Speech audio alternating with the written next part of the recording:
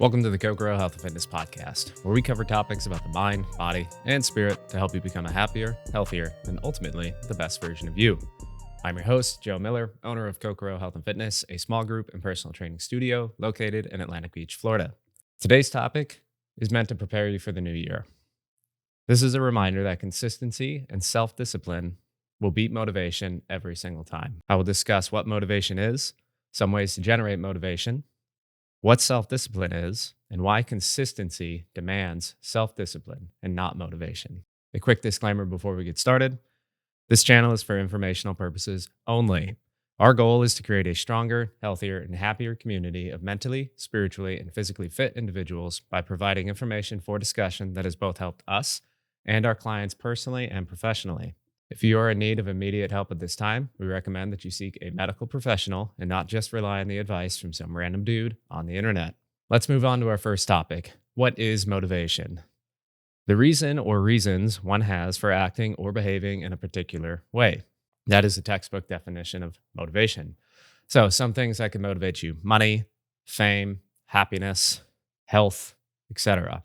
All of those things are temporary. They're small little drivers that give you that little boost of energy when you need it to work towards something really quickly.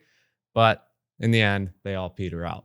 Now that we know motivation is temporary, it wouldn't hurt to consistently provide yourself with motivation. So there's some ways to do that. One of the first ways to do it is to create a SMART goal. I'm sure most of you have heard this by now. It's been used for a long time, but SMART is an acronym. It means specific, measurable, achievable, realistic, and timely. Now let's break that down. Specific. In terms of a weight loss goal, I want to lose 20 pounds. That's specific. Is it also measurable? Yes. Is it achievable? Yes. Is it realistic? Yes. Is it timely? No. I want to lose 20 pounds in 3 months. Now we've added time to that. The best way to achieve that SMART goal would be to put how you're going to do it as well. I'm going to lose 20 pounds in 3 months by going to the gym 3 days a week and eating in a consistent caloric deficit. You can post this on your fridge, put it on your phone, put it wherever you're going to see it consistently so you are constantly reminded of what your goals are. The second way to create motivation would be to have a healthy reward system. If you accomplish a task that you've been working really hard at, having something as a reward that serves you and that task going forward would be something that would be motivating. It could be buying yourself that new outfit that you like, buying yourself that adventurous trip that you've been wanting to go on. Things like that that help serve and work towards that continual goal that you have would be a proper way to motivate yourself with a healthy reward. The third way to help yourself become motivated is to have an accountability buddy or a friend of accountability. According to the Urban Dictionary, this is someone you trust who is close enough to tell you that you are doing something wrong, but does so with gentleness, love, and respect. The last part is a bit questionable. I find that some people are best motivated by others who give it to them straight and real, not always with kindness. Me personally, I find being around positive and uplifting people to be my favorite. They tell you what's wrong, but they also give you that boost of motivation to let you know you can do it, stay on the right path, and you'll be fine. And then the fourth and final way to help motivate yourself would be to create a vision board. A vision board is a collage of images and words representing a person's wishes or goals. It is intended to serve as inspiration or motivation. This is something that you're going to see every day that gives you that little push in the right direction and reminds you of what your ultimate goals are. Now, these don't have to be written down like SMART goals, but something simple: that car you really like, that house you would like to buy, literally anything. If you want to achieve it, constantly reminding yourself of, yep, that's where I'm going, will give you that little blip of motivation to keep you on track. Now that we covered 4 ways to provide yourself with motivation, let's move on to self-discipline. Self-discipline is the ability to control one's feelings and overcome one's weakness, the ability to pursue what one thinks is right despite temptations to abandon it. That part's extremely important to understand. Despite temptations to abandon it. The difference between somebody who is motivated and someone who is disciplined is motivated people will only do the things they don't want to do when they're motivated to do so. Whereas a person with self-discipline will do the task they need to do no matter how they feel. Day in, day out, they work towards their goal because they know ultimately that's what needs to get done. Many of you do this all the time without realizing it, just by showing up to work on time every day. Even if it's a place you don't want to go to, that is a form of self discipline. That can also be translated into personal goals. And once you translate that discipline into self discipline for your personal goals, you'll find that the things in life that you wish to achieve just start rolling in. Self discipline is not overly difficult to achieve. You just have to do the things you're supposed to do when you're supposed to do them. Now, let's go over some other examples of self discipline. First one, waking up at the same time every single day, even on the weekends. On Sundays, instead of just sleeping in, my wife and I like to go for a run now. So we wake up at the same time as I do Monday through Saturday when I get up for work. The second one would be to working out on your workout days. If you have a workout day scheduled and you're like, I go Monday, Wednesday, Friday, those are my days, this is my time, I have it scheduled, then go. Even if you don't feel good, go work out anyway. It does not mean you have to push yourself extremely hard every time, but just showing up, getting in a foam roll, getting in a light stretch, even when you don't feel the best, will help increase blood flow. And that in turn is going to help you feel better faster, and it's going to continually progress you towards your goals. Obviously, if you're in the hospital or something like that, you're not going to go work out. It's within reason. A third example of self discipline would be to prepare your food ahead of time. If you complain about weight loss and how you're not eating healthy, then preparing your food for the week and then eating that and not going out and just buying snacks would be a form of self discipline. The hardest thing for most people when it comes to losing body fat is getting the nutrition down. And one way to create that self discipline would just be to prepare your food ahead of time. Another example, doing your chores around the house. Instead of just looking at your yard going, yeah, I should cut that because it bothers me a little bit, but not enough, just go cut your yard. Take out the trash when it needs to be taken out, clean when it needs to be cleaned, change filters when they need to be changed. Doing those little tasks really don't take a lot of time, but you feel a sense of accomplishment and a relief of burden later, which creates more self-discipline. Then another way for creating self-discipline would be to show up to work on time in the clothes you're required to do the job. That was saying in the military, be where you need to be in the uniform you need to be in and on time, which always meant early. It's not that hard. It is the most basic thing. Just show up when you're supposed to be there, wearing what you're supposed to be wearing, ready to go. That's it. Another one, fulfill your promises. Instead of making empty promises all the time, like, yeah, man, I'm totally going to show up. This would be great. Don't waste your breath, because every time you do that and then you do not follow through, you are adding to the pile of laziness and creating a lack of self-discipline. So do what you say when you say you're going to do it. That's it for the examples of self-discipline. Now let's move on to why consistency demands self-discipline over motivation. I'm a firm believer that small, consistent steps over a long period of time will get you exactly where you want to go. It is much better than doing a leap and a bound here and there, getting burnt out, falling off, and then jumping back on. Be like the tortoise. Take those small, consistent steps. Slowly is still progress. So just keep moving forward. Here's a really cool pictograph by this person.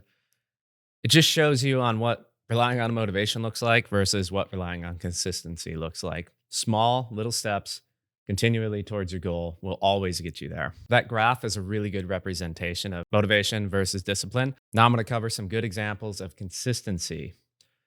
Drink water. Drinking water regularly every day, making that the primary fluid that you consume, is a very good thing to be consistent at. Be consistent in not only what you're eating, but how much of it that you're eating, especially when working towards a goal.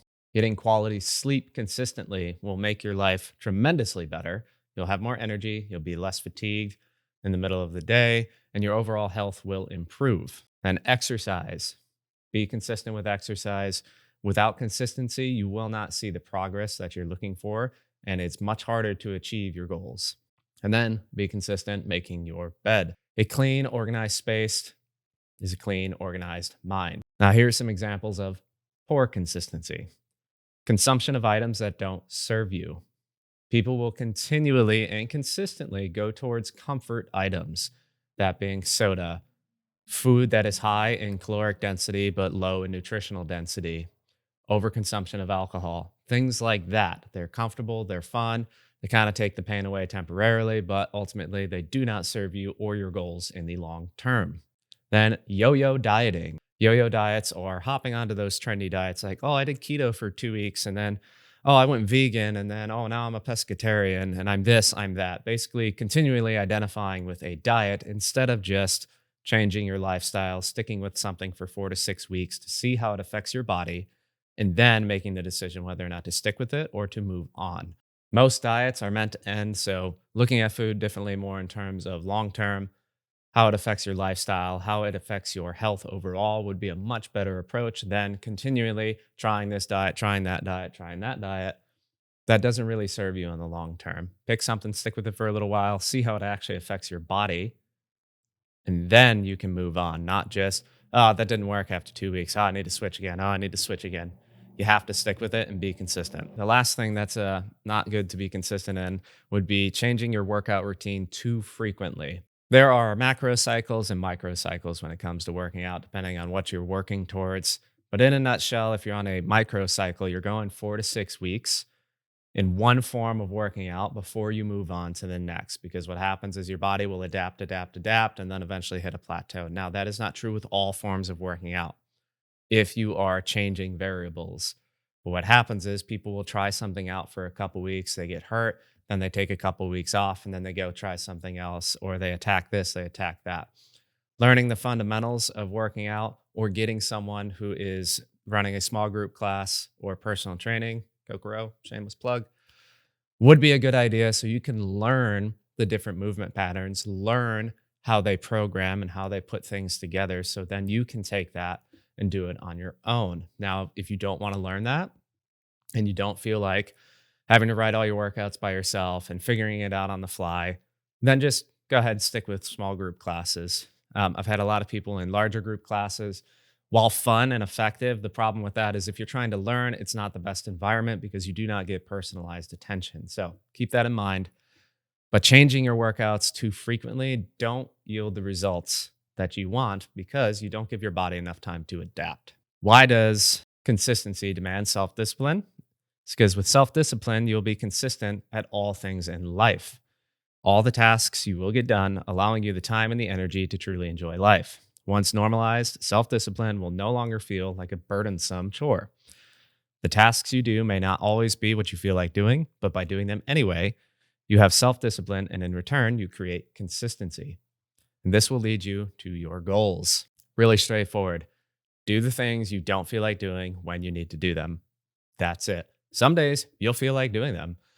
Even in the gym, I own this. I've wanted this a long time. There are some days I wake up, I'm like, oh, I wish I could sleep in another hour, but I don't. And then within the next hour or two of the day, by the time I get rolling in classes, I'm not even thinking about that extra sleep because I'm already here, I'm already up, I'm already moving. So that little bit of laziness wouldn't have affected me in the positive way at all. Now that we covered what motivation is, how to motivate yourself, some examples of self discipline and why consistency demands self discipline, I'm going to give you a couple of good reads that I have read, I've found a lot of value in, and that hopefully you can read as well and get the same value that I did. The first one is Discipline Equals Freedom by Jocko Willink. His books are straight to the point and forthright. They are no bullshit, and they will tell you exactly why discipline equals freedom. The next one is also Jocko Willink, surprise, surprise. It's Extreme Ownership. This is something that I had practiced for a long time, and then he put into words in his book much more eloquently than I've ever thought about. But essentially, taking ownership of everything in life also helps create discipline and will give you the ability to achieve all the goals you want to with none of the fluff. It's a really good read. I highly recommend it. Then the third book I recommend is Atomic Habits by James Clear. He just has a lot of good information in there, and habit stacking and things like that are really important for you to be time efficient so you can achieve your goals.